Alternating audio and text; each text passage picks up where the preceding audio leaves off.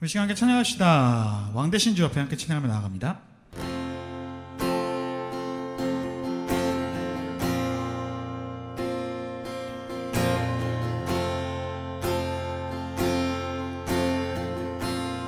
햇살보다 밝게 빛나는 햇살보다 밝게 빛나는 주의 영광 모든 어둠을 잊히네. 누구도 주 앞에 다가설 수 없네. 주의 거룩한 보좌 앞에 다시 한번 찬양합니다. 햇살보다 밝게 빛나는 주의 영광 모든 어둠을 잊히네. 누구도 주 앞에 다가설 수 없네. 주의 거룩한 보좌 앞에 오직 주의 보혈, 오직 주의 보혈, 주의 긍휼을 의지하여 나가리. 왕대신 주 앞에 나 경배합니다. 주님만 찬양받기 합당하시니 큰 존귀와 영광 홀로 받으소서. 오 주 앞에 나 나아갑니다. 다시 한번 찬양합니다. 햇살보다 밝게 빛나는 햇살보다 밝게 빛나는 주의 영광 모든 어둠을 잊히네. 누구도 주 앞에 다가설 수 없네. 주의 거룩한 보좌 앞에 오직 주의 보혈, 주의 긍휼을 의지하여 나가리. 왕대신 주 앞에 나 경배합니다.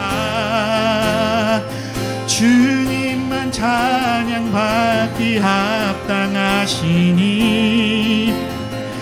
큰 존귀와 영광 홀로 받으소서. 오 주 앞에 나 나아갑니다. 왕대신 주 앞에 나 경배합니다. 주님만 찬양받기 합당하시니 큰 존귀와 영광 홀로 받으소서. 오 주 앞에 나 나아갑니다. 오 주님 내가 나아갑니다. 오 주님 내가 나아갑니다. 오 주님 내가 나아갑니다.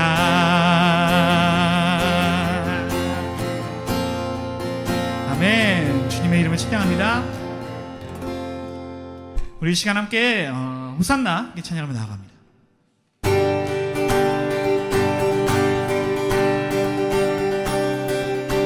함께 찬양합니다. 찬양 중에 눈을 들어 찬양 중에 눈을 들어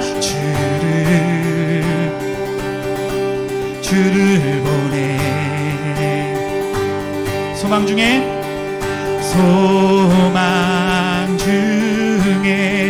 마음 다해 주만 나 바라네. 주님을 볼 때 나에게 힘 주시네. 주님 안에 모든 드려 살아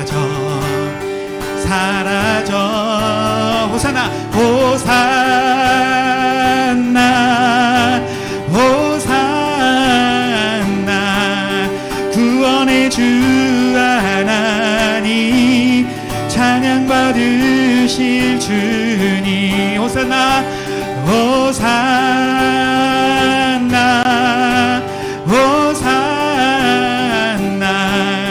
내 안에 임하셔서 주님의 뜻 이루소서 주께 드린 마음 다한 기도 들으소서 주의 나라 주의 나라 상한 영혼들을 새롭게 해 주님을 볼 때 나에게 힘주시네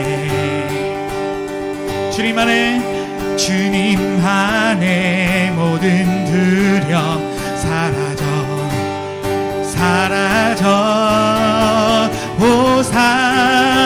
호산나 호산나 구원의 주 하나님 찬양 받으실 주님 호산나 호산나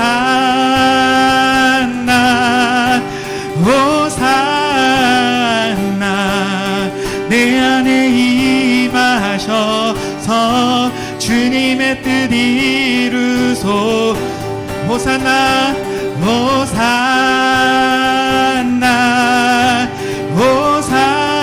호산나 구원의 주 하나님 찬양 받으실 주님 호산나 호산나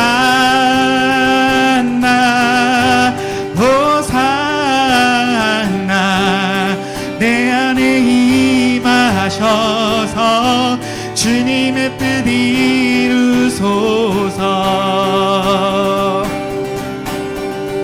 아멘 주님의 이름을 찬양하며 나아갑니다 아멘 오늘 말씀 사무엘상 13장 7절 하반절부터요 14절까지 말씀이에요. 네, 사무엘상 13장 7절 하반절부터 14절 말씀. 네, 제가 한 절 우리 오신 분들, 그러니까 영상을 보시는 분들 한 절 이렇게 번갈아 가면서 읽도록 하겠습니다. 사울은 그대로 길갈에 남아 있었고 그를 따르는 군인들은 모두 떨고 있었다.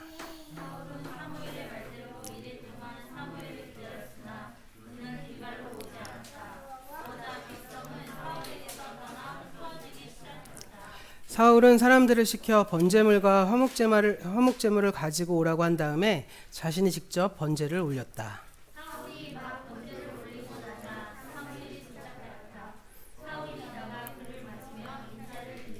사무엘이 꾸짖었다. 임금님이 어찌하여 이런 일을 하셨습니까? 사울이 대답하였다. 백성은 나에게서 떠나 흩어지고 제사장께서는 약속한 날짜에 오시지도 않고 블레셋 사람은 믹마스에 모여들고 있었습니다. 네, 12절 시작. 이러다가는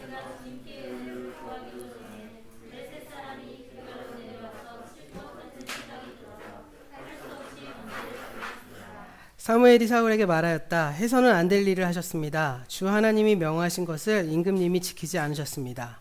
명령을 어기지 않으셨더라면 임금님과 임금님의 자손이 언제까지나 이스라엘을 다스리도록 주님께서 영원토록 굳게 세워주셨을 것입니다.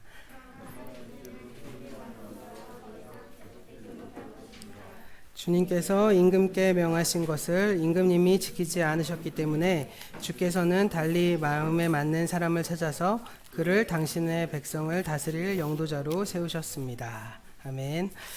네, 우리가 사무엘상의 말씀을 통해서 누가 진정한 지도자인가라는 주제로 말씀을 함께 나누고 있어요.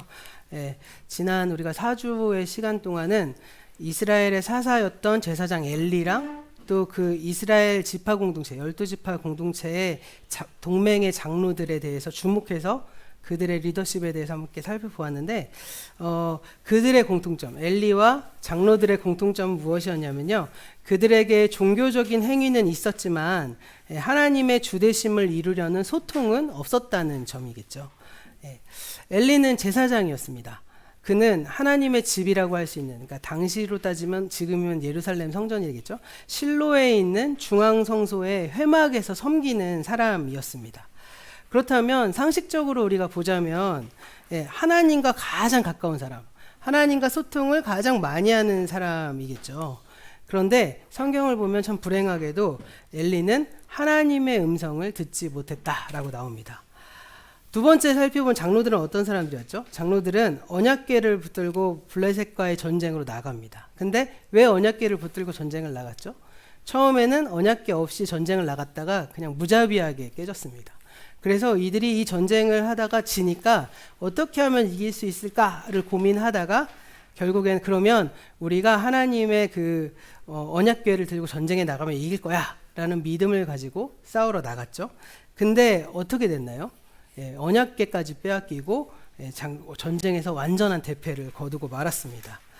그 이유는 이들이 언약궤를 들고 나가려고 했던 그 이유는 하나님이 우리 편에서 싸워주셔야 된다는 사실은 알았다는 거죠.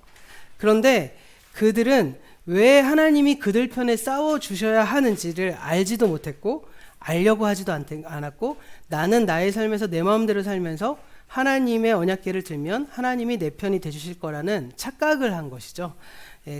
그렇게 전쟁을 하고 난 다음에 어떻게 됐습니까? 결국 하나님이 응답하지 않으셨습니다. 그런 점에서 지난 4주간 동안 우리가 성경이 말하는 지도자가 어떤 지도자냐로 나눴는데 성경이 말하는 지도자는요, 하나님의 뜻을 정확히 알고 그 뜻을 온 나라에 실현할 책임을 맡은 사람이다 라고 말할 수 있습니다.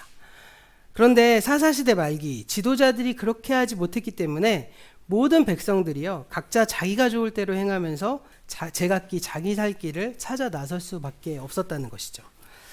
자, 오늘부터 시작되는 새로운 인물은 바로 사울입니다. 이 사울왕도요 어떻게 보면 앞에 나온 지도자들의 특성을 그대로 밟아가고 있어요. 사울 사실은 그 나름대로 제사를 드리기에는 열심이었지만 이스라엘의 지도자로서 하나님과 소통이 되지 못했고요. 그래서 결국은 하나님 편에 설 수도 없었던 사람이었습니다. 자, 오늘 말씀에는요 가슴 아픈 사건이 하나 기록됩니다. 그래서 이 사건을 계기로 하나님께서는 사울의 왕위를 그들의 자손에게 물려주지 않기로 결정하는 그런 일이 일어납니다. 오늘 말씀 사무엘상 13장은 이스라엘과 블레셋 사이에 벌어지는 한 전투에 대해서 지금 보도하고 있는데 2절 말씀에서 이런 말씀이 있습니다. 사울의 상비군은 3,000명이었고요. 4절은 그에 더해서 수많은 이스라엘의 의용군, 의병이라고 했었죠. 의용군들이 전장인 길갈로 막 모여들었습니다.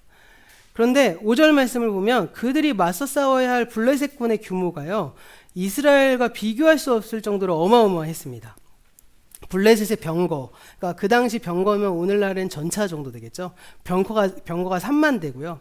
기마가 6천 마리가 있었고 보병은 바닷가에 모래알 같아서 셀 수조차 없었다라고 성경이 말합니다.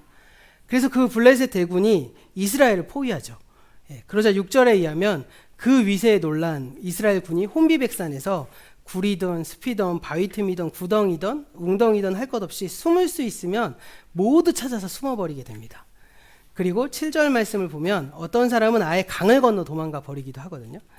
그리고 그나마 사울왕 주변에 남아있던 얼마 안 되는 병력이 그나마 지키고 있지만 두려워서 조금씩 도망가고 있었습니다.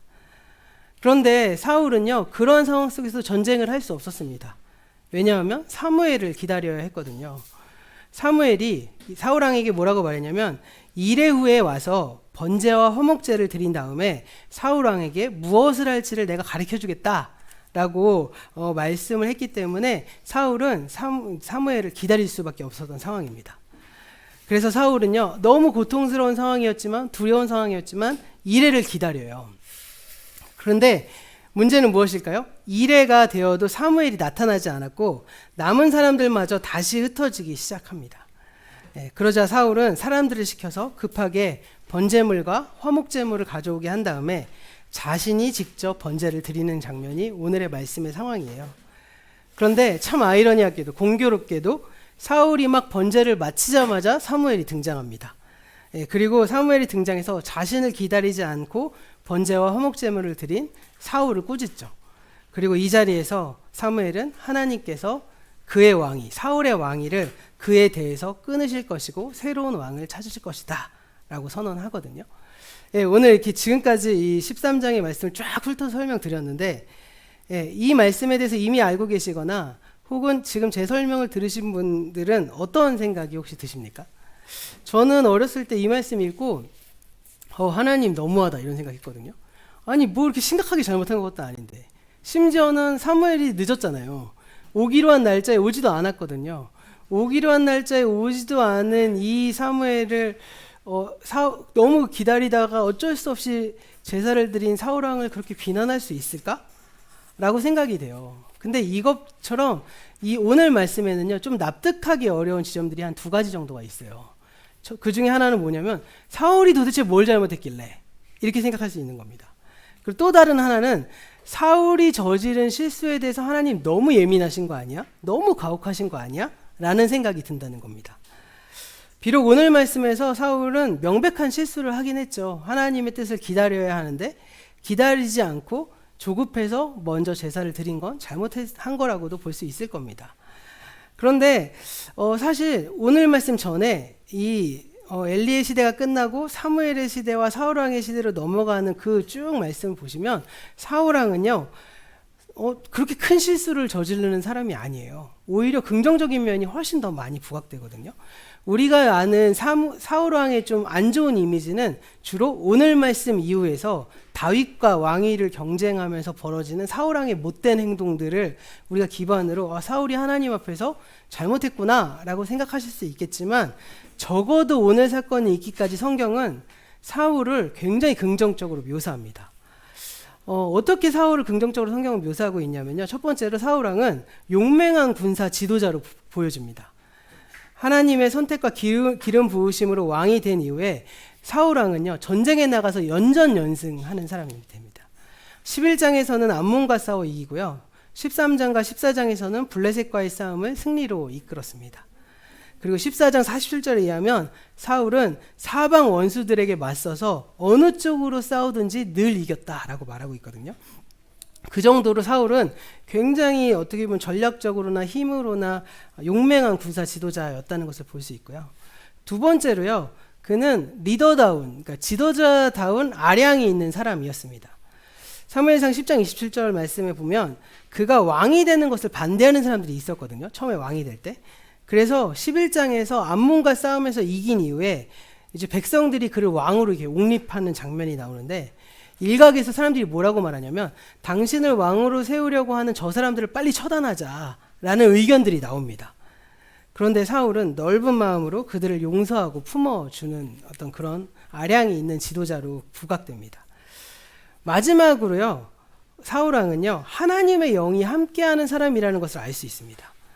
10장 1절에서 사무엘이요, 사울에게 기름을 부을 때 10장 10절의 말씀 보면 하나님의 영이 사울에게 세차게 내리고 그가 예언자들의 틈에 무리에 끼어서 함께 예언을 했다고 성경에 기록하고 있거든요. 네.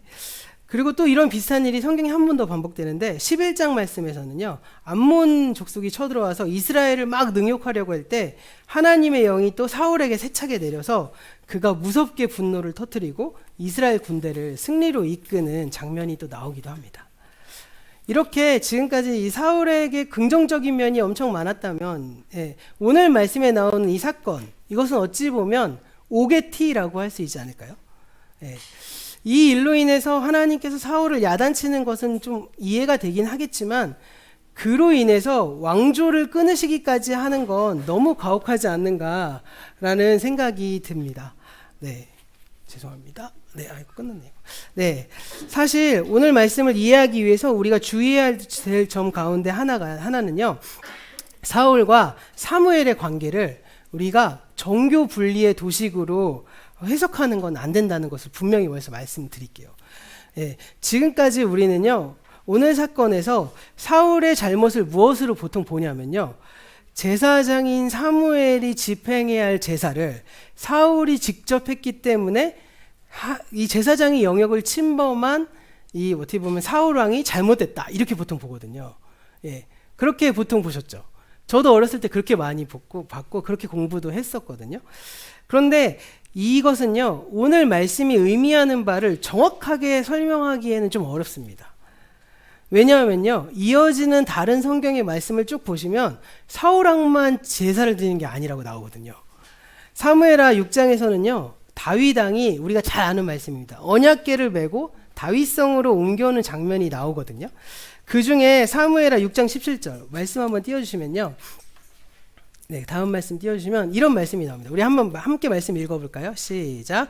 그들이 주님의 궤를 들어다가 다윗이 궤를 두려고 쳐놓은 장막 안 제자리에 옮겨 놓았을 때 다윗이 주님 앞에 번제와 화목제를 드렸다. 뭐라고요? 다윗이 주님 앞에 번제와 화목제를 드렸다고 나오죠. 네, 사울 왕이 번제와 화목제를 드렸다고도 직접 드렸다고 나오고 다윗이 이렇게 드렸다고 나오죠. 네, 이것은 다윗의 아들 솔로몬도 마찬가지입니다. 다음 책인 열왕기상의 말씀을 보시면 3장에서 솔로몬이 하나님께 1000번제를 드린 이야기가 나오거든요. 그 다음 장 화면 넘겨주시면 열왕기상 3장과 4장의 말씀 다시 한번 같이 한번 읽어볼까요? 자, 시작. 솔로몬은 주님을 사랑하였으며 자기 아버지 다윗의 법도를 따랐으나 그도 여러 산당에서 제사를 드리며 분향하였다. 기브온에 제일 유명한 산당이 있었으므로 왕은 늘 그곳에 가서 제사를 드렸다. 솔로몬이 그때까지 그 제단에 바친 번제물은 1000마리가 넘을 것이다. 예, 여기 뭐라고 나와요? 제사를 드리며 분향하였다 나오죠. 분향했다는 건 제사장이 하는 일이거든요. 예, 여기서 알 수 있듯이 다윗왕뿐만 아니라 솔로몬도 하나님께 제사를 드립니다. 그리고 어떻게 드리죠? 무려 1000번제를 드리잖아요. 예, 그런데 여기서 이제 오늘 말씀의 문점에서 살짝 벗어나서 팁을 드리면 이 1000번제, 솔로몬의 1000번제란 말 되게 많이 들어보셨죠. 이 한국교회에서 엄청 유행하는, 예, 그래서 새벽 기도를 1000번 빠지지 않고 참석을 한다든지, 어떤 분이 마음의 소원이 있을 때 헌금을 1000번 드리는 것으로 오해하고 계시기도 하는데요. 이 말씀은요, 솔로몬이 기브온 산당을 1000번 방문해서 1000번 제사를 드렸다는 것이 아니라 솔로몬이 드린 번제물이 1000마리가 넘었다라는 뜻인 겁니다. 그러니까 우리가 이제 한국교회에서는 약간 이 신앙의 열심을 좀 동기부여하려고 1000번의 예배를 빠지지 않고 드리면서 작게나마 예물을 드리는 걸 1000번제라고 보통 얘기를 하잖아요. 그건 사실 성경에 기록된 것과는 좀 다릅니다. 만약에 솔로몬이 1000번을 쉬지 않고 매일 와도 3년이 넘었겠죠. 예, 그렇게 한 게 아니라 아마도 솔로몬이 왕이다 보니까 산당을 방문할 때마다 상당히 많은 수의 제사의 그 번제를 이렇게 드리도록, 한 번은 뭐 100마리, 한 번 300마리, 한 번 몇백 마리씩 이렇게 쫙 드렸을 수도 있고, 내가 오늘 여기서 제사를 드리지만 이 어떻게 보면 다른 곳에도 제물을 보내서 같이 제사를 드리고 뭐 이런 것들이 있지 않았을까 생각이 됩니다. 그러면 그 많은 수, 이 1000마리의 소와 양을 솔로몬이 직접 잡아서 막 각을 뜨고 재단에 올려서 불태우고 내장을 빼고 뭐 이런 걸 했다는 소리일까요? 여기서 솔로몬이 제사를 드렸다, 다윗이 제사를 했다, 사울이 제사를 드렸다 라는 말은 사울이 직접 막 번제는 태우는 거거든요. 다 막 동물 태워갖고 막 이렇게 하고 화목제 드리고 막 그랬다는 소리일까요? 네? 그런 뜻이 아닙니다. 제사장들이 아마 그 제사를 집행했을 거예요. 예, 그러나 솔로몬이 번제물을 가지고 왔으니까 솔로몬이 하나님께 드릴 일이 있어서 바친 거잖아요. 그러니까 솔로몬이 하나님께 제사를 드렸다라고 말씀을 하는 것이겠죠. 이것에 대한 다른 예도 있습니다. 마지막으로 그 다음 장 열왕기 3장 2절 말씀, 이 앞절의 말씀을 보시면요, 네, 이 말씀도 함께 읽어볼까요? 자, 시작. 주님께 예배드릴 성전이 그때까지도 건축되지 않았으므로 백성은 그때까지 여러 곳에 있는 산당에서 제사를 드렸다. 말씀 보시면 솔로몬이 왕만 제사를 드렸다는 게 아니라 백성들도 제사 드렸다고 말하죠. 네, 백성들도. 그러니까 여기서 백성이 그럼 스스로 막 동물에 막 각을 뜨고 내장을 빼고 막 이런 걸 했을까요? 그것도 아닐 겁니다. 이것은 예를 들면 이렇게 될 거예요. 예, 그것은 마치 저나 우리 전도사님을 제외하고 여기 오신 분들, 온라인으로 예배 드리시는 분들 모두가 이 자리에서 예배를 드린 직후에 보통 뭐라고 말씀하시죠? 나 예배 드리고 왔어. 이렇게 얘기하시잖아요. 그거랑 비슷할 겁니다. 예배는 주로 목회자들이 진행하잖아요. 근데 그렇다고 여기 앉아 계신 분들이 예배를 구경하다 가신 것이 아니잖아요. 예, 내가 예배를 드렸다라고 고백합니다. 바로 그러한 뜻으로 성경에서도 사울이, 다윗이, 솔로몬이, 백성들이 이렇게 예배를 드렸다, 제사를 드렸다라고 말한 것이겠죠. 그런 점에서 오늘 말씀 사무엘상 13장에서 사울이 제사를 드렸다는 말, 그 말 역시도 사울이 직접 제사를 집행했다는 뜻은 아닐 겁니다. 왜요? 이미 사울에게는요, 사무엘 말고도 다른 그 일을 도울 제사장들이 이미 있었습니다. 이 사무엘상 14장 18절 19절 말씀 그 다음 장면 넘기시면요, 이런 말씀이 있습니다. 이 말씀도 함께 읽어볼게요. 19절 상반절까지 말씀입니다. 함께 읽겠습니다. 시작. 그러자 사울은 아히야에게 하나님의 궤를 가지고 오라고 말하였다. 그때는 하나님의 궤가 이스라엘 자손과 함께 있었다. 사울이 제사장에게 말을 하고 있는 동안에, 네, 여기 보면 아히야라는 제사장이 나오죠. 그리고 그 제사장이 36절의 말씀에도 나옵니다. 그런 의미에서 사울이 드린 제사는 아마 제사장이었던 아히야가 집행했을 거예요. 주관했을 겁니다.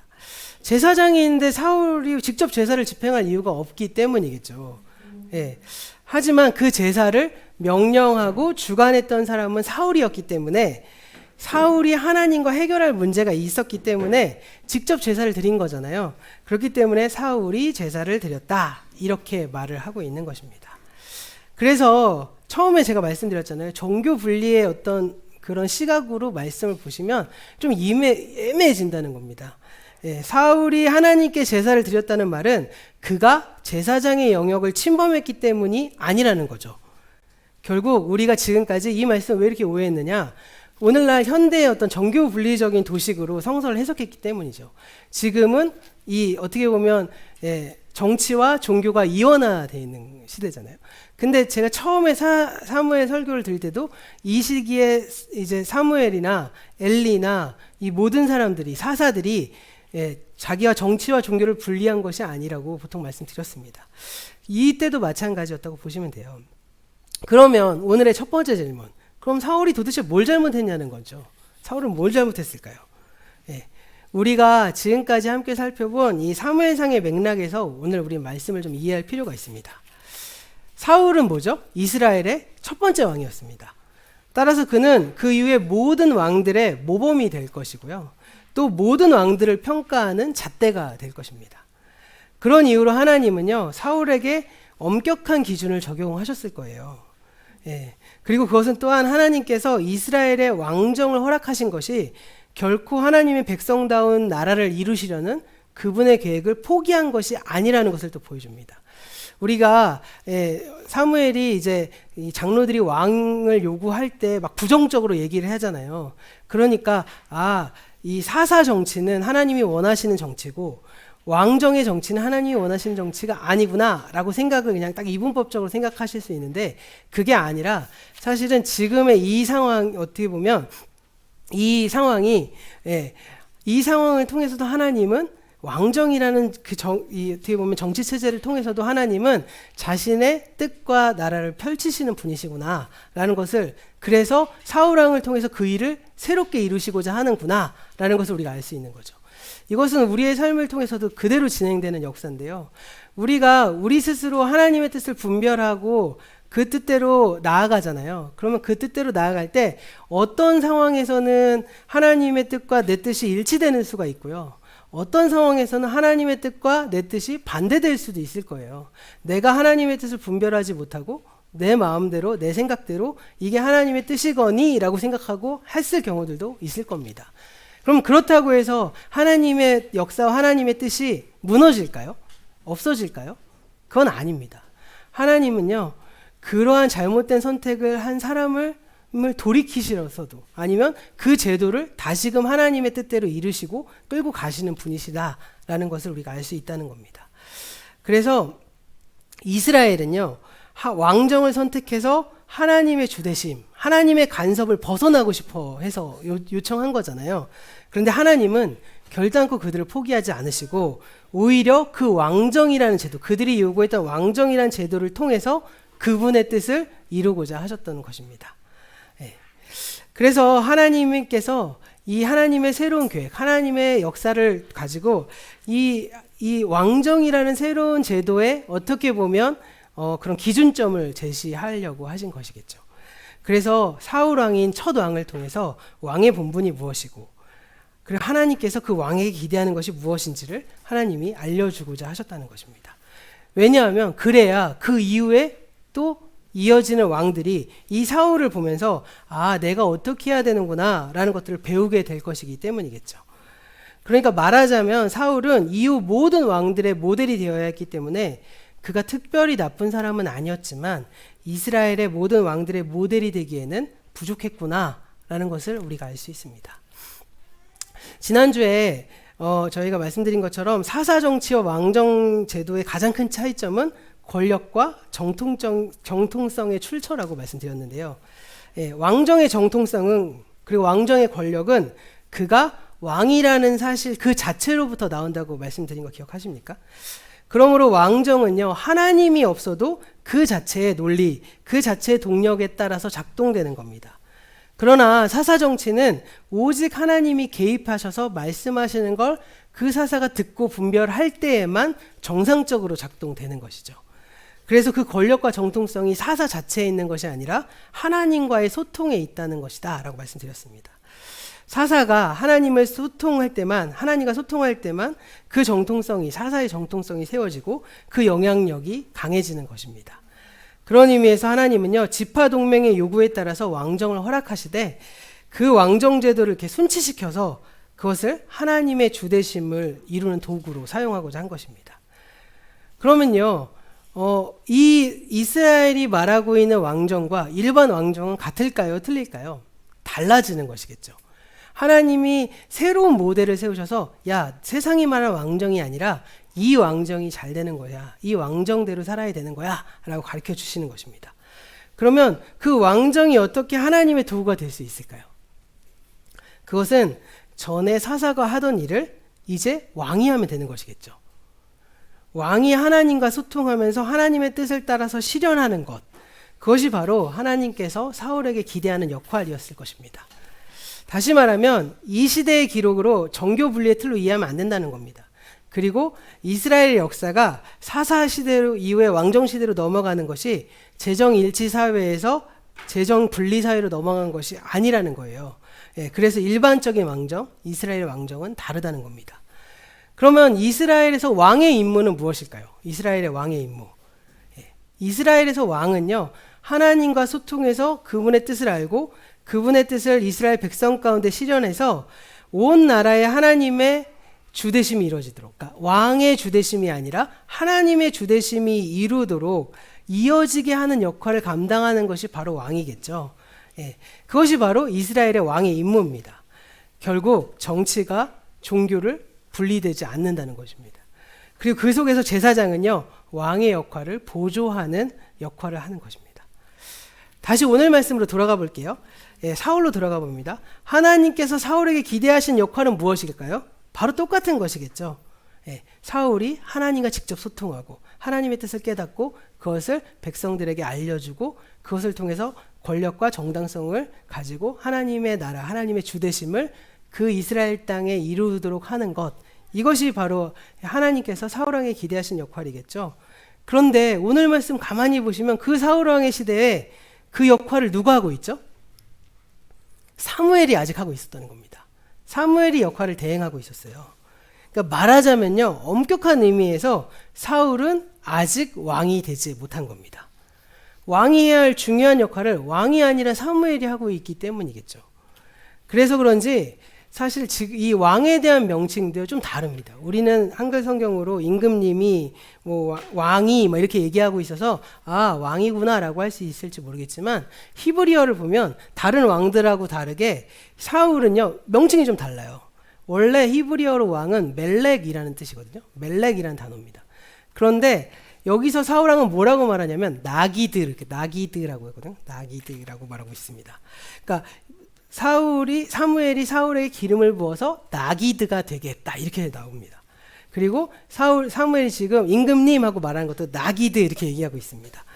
이 말은 왕을 포함하는 일반적인 지도자, 라는 말을 넓게 해석하는 용어거든요. 그러니까 우두머리, 지도자 뭐 이런 겁니다. 그래서 왕으로 기름을 부었다라고 해석할 수도 있겠지만 일반적으로 이스라엘의 지도자에게 기름을 부었다 이렇게 해석할 수도 있습니다. 그리고 이 나기드라는 말은 아직 왕의 권한을 온전히 다 가지지 못한 왕보다 좀 낮은 급의 어떤 지도자들을 가리키는 명칭으로 나중엔 사용돼요. 그러니까 장군을 나기드라고 했고요. 왕 아래에 있는 여러 가지 대신들을 나기드라고 해석합니다. 그러면 왜 성경은 사울을 아직 왕이라고 부르지 않고 그냥 나기드 이렇게 해석했을까요? 정치사적으로 봐도 이게 맞는 말인데 사울은 아직 12지파를 온전히 통합해서 중앙집권적인 체제를 마련하지 못했거든요. 그렇기 때문에 아직 사울은 명실공히 고대 국가의 왕으로 이제 어떻게 보면 되지는 못했을 겁니다. 그리고 이러한 해석이 오히려 설득력이 있습니다. 그런데 거기 한 걸음 더 나아가서요. 지금까지 읽어온 사무엘상의 맥락에서 보자면 하나님은 사울을 왕으로 세우시되 왕이 맡아야 할 가장 핵심적인 역할을 어떻게 보면 사울에게 바로 준 것이 아니라 유보해 두고 계셨다는 것을 알 수 있는 것입니다. 사무엘에게 준 거예요. 그리고 그 역할을 사무엘을 통해서 사울 왕이 배우고 전수받고 그가 직접 하나님과 소통하는 자리에까지 나가도록 하는 그 시간의 기다림이 아직 있지 않았을까라고 보게 되는 것입니다.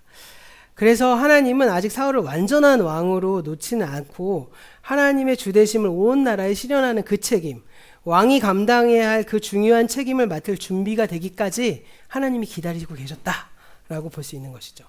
그래서 사울의 임무는 장차 사무엘로부터 그 역할을 다 받아서 하나님과 소통하고 하나님의 주대심을 온 나라에 실현하는 그런 진정한 왕이 되어야만 했습니다. 그런데 사무엘상 9장의 말씀에 나오는 사무엘의 기록을 쭉 보시면 그는 이러한 책임에 대해서 매우 소극적이었다라는 것을 볼 수 있습니다. 정리해보자면 사울은 훌륭한 군사 지도자고 영적인 능력을 겸비했던 사람임에도 불구하고 하나님의 뜻을 알고 하나님과 소통하고 그 뜻을 실천하는 데는 별 관심이 없어 보입니다. 말씀을 쭉 보시면요. 오늘 말씀에서 사울이 하나님을 실망시킨 것은 제사에 관련된 것이잖아요. 근데 진짜 사울의 문제는 그가 제사를 직접 집례했기 때문이 아니라 제사를 잘못 드린 겁니다. 다르게 말하면 제사의 진정한 의미를 알지 못한 채 제사 드린 거죠. 오늘 이 말씀 들으시면서 약간 어떤 기시감이 좀 드시지 않으시나요? 그가 사무엘을 기다리다가 너무 다급해서 그냥 제사를 드리는 장면, 모습은 블레셋과의 전투에서 패하니까 그저 언약궤를 가지고 와서 싸우다가 진 이스라엘의 장로들의 생각과 사울 왕의 생각이 별반 다를 바가 없는 모습이라는 겁니다. 사실 이스라엘의 지도자로서 그의 관심은 단순히 싸움에서 이기고 지는 것을 넘어서 이 전쟁을 향한 하나님의 뜻이 어디 있는지를 분별하고 아는 데까지 나아가야 했다는 것이죠. 그리고 그것이 바로 왕의 책임이었습니다. 하지만 그는 단지 전투 중에 다급해서 하나님을 찾았을 뿐인 거죠. 그와 비슷한 모습이 그 다음 14장에도 나오거든요. 여기서도 사울은요, 하나님의 뜻을 알고 그 뜻을 이스라엘에게 실천해야 할 지도자로 책임 있게 주체적으로 행동하기보다는 오락가락하는 모습을 계속 보입니다. 간략하게 한번 설명드리면 14장에서 블레셋과 싸움이 막 벌어지는데 이제 아들이었던 요나단이 갑자기 기습을 해서 블레셋군에게 혼란을 줍니다. 그러자 어떻게 보면 사울 왕이 이제 막 혼란이 일어나니까 제사장인 아이야에게 언약궤를 가지고 오라고 말해요. 근데 사실 그 언약궤 가지고 오라는 말도 좀 이렇게 맥락이 좀 안 맞긴 하거든요. 그런데 언약궤 가지고 오라는 말은 무슨 뜻일까요? 갑자기 요나단이 기습 공격을 해갖고 블레셋이 어지러운데 그 상황에서 전쟁을 할까요 말까요 하고 하나님께 물으려고 하는 것이겠죠. 그럼 그 모습은 좋은 모습일까요? 안 좋은 모습일까요? 좋은 모습이겠죠. 그런데 19절 말씀 보니까 상황이 다급하니까 명령을 취소하고 바로 전투에 돌입합니다. 오늘 말씀에서는 다급하게 제사를 드렸잖아요. 근데 그 다음 장에는 다급해서 하나님의 뜻을 묻지도 않고 그 과정을 생략해 버리는 것입니다. 이후 싸움은 계속되고요. 38절 말씀 보면 사울은 그 기세를 몰아서 블레셋을 추격해서 전멸시키고자 합니다. 그런데 그때 제사장인 아야가 딱 나와서 이제는 하나님께 좀 물어야 되지 않겠습니까? 뭐 이렇게 하면서 이제 좀 제지를 시키거든요. 그래서 이제 마지못해서 사울 왕이 하나님께 묻는 장면이 나오는데 그때 하나님이 어땠을까요? 이스라엘 장로들에게 똑같은 것처럼 아무 대답도 하지 않으십니다. 그러니까 결국 여기서 말하고자 하는 내용은 무엇일까요? 사울은 하나님과 소통하지 못했다라는 것이죠. 오늘 말씀 정리해 볼게요. 사울에게 사무엘은 어떤 존재였을까요? 영적인 아버지였을 겁니다. 그 아버지의 권한과 책임을 이어받아야 마땅할 영적인 아들이 바로 사울이었다는 것이죠. 그런데 사울은 마치 나이가 들긴 했지만 어른이 되지 못했던 아들과도 같습니다. 오늘 읽으신 말씀 사무엘상 13장 그 다음에 14장에서 사울은 하나님의 뜻을 알려 하지도 않은 채 다급하고 즉흥적으로만 행동합니다. 뒤를 이어서 사무엘상 15장에 나오는 아말렉과의 전쟁에서도 하나님께서 사무엘을 통해서 그 전쟁을 향한 하나님의 뜻, 하나님의 명령을 전달해 주셨을 때 사울은 그 뜻에 담긴 하나님의 역사하심, 하나님의 뜻을 분별하지 못하고 알려하지도 않으면서 그냥 어떻게 보면 주체적으로 참여하기보다는 임기응변적으로 자의적으로 행동하거든요. 그리고 그 일 이후에 사무엘에게 변명하기에 급급한 모습을 보입니다. 여기서 알 수 있듯이요. 아직까지도 사울은 주인이 되지 못했다. 아직 사울은 진정한 지도자가 되지 못했다 하는 걸 알 수 있습니다. 사울은 사무엘에게 매우 의존적이고요. 심지어 사무엘이 죽은 후까지도 사무엘로부터 독립하지 못합니다. 그래서 사무엘상 28장의 말씀 보면 사울이 블레셋과의 싸움을 앞두고 하나님의 뜻을 묻는 장면이 나오는데요. 하나님이 끝까지 말씀하시지 않으시거든요. 그러니까 그러니까 이 사울이 무슨 행동을 하냐? 죽은 사무엘을 불러일으키는, 무당을 불러서 죽은 사무엘의 귀신을 불러 세우는 그런 일들까지 벌입니다. 그러다가 결국 어떻게 될까요? 그 전쟁에서 결국 사울은 최후를 맞이하게 됩니다. 그러니까 오늘 말씀대로 하면 그는 결국엔 진정한 왕이 되지 못한 채, 어른이 되지 못한 채 세상을 떠나게 된 것이겠죠. 그래서 사무엘상이라는 책은 하나님과 소통하지 못하는 엘리로부터 시작해서 하나님과 소통하지 못하는 사울로 그 말씀의 이야기가 끝이 납니다.